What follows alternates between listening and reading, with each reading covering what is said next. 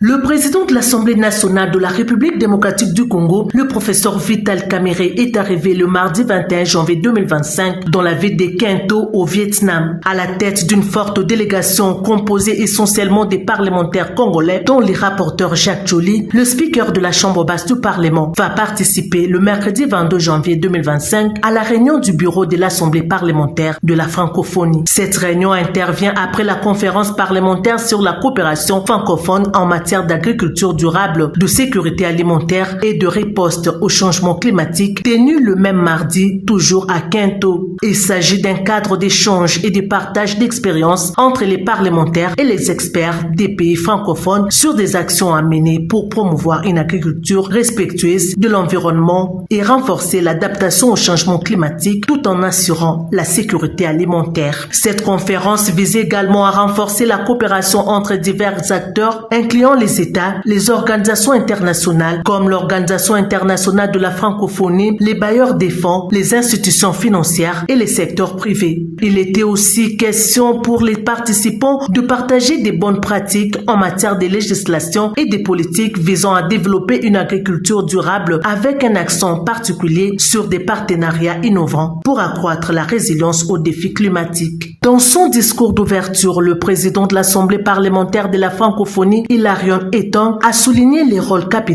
des parlements dans la réponse aux défis globaux, tout en favorisant une coopération entre les parlements pour transformer les engagements en actions concrètes. Hilarion Etong a aussi révélé que le corpus législatif de l'Assemblée parlementaire de la francophonie sur les changements climatiques fournit un cadre solide pour des actions concrètes au sein de l'espace francophone afin d'appuyer les parlements francophones dans leurs travaux législatifs en vue de la mise en œuvre de l'accord de Paris sur le climat. Ainsi, la réunion du bureau de l'Assemblée parlementaire de la francophonie devra donc s'épancher notamment sur les recommandations contenues dans la déclaration de Kinto, adoptée le mardi sur la coopération francophone en matière d'agriculture durable, de sécurité alimentaire et de riposte au changement climatique. C'est une occasion propice pour les pays francophones de collaborer et de trouver des solutions innovantes face aux défis environnementaux et alimentaires actuels. La participation de la RDC à cette rencontre se justifie notamment par son rôle crucial en tant que pays solution face aux défis du changement climatique, de l'agriculture durable et de la sécurité alimentaire. Les pays possèdent l'une des plus grandes forêts tropicales du monde qui joue un rôle capital dans la régulation du climat. La République démocratique du Congo abrite une biodiversité exceptionnelle avec de nombreuses espèces végétales et animales. La protection de cette biodiversité est essentielle pour maintenir des écosystèmes sains qui à leur tour soutiennent l'agriculture durable et la sécurité alimentaire. Avec une population en croissance estimée actuellement à plus de 100 millions d'habitants, la RDC veut diversifier son économie conformément aux engagements pris par le président de la République, Félix Antoine Tshisekedi Tshilombo. Elle accorde à cet effet une priorité aux investissements dans l'agriculture durable pour non seulement nourrir sa population, mais aussi créer des emplois et développer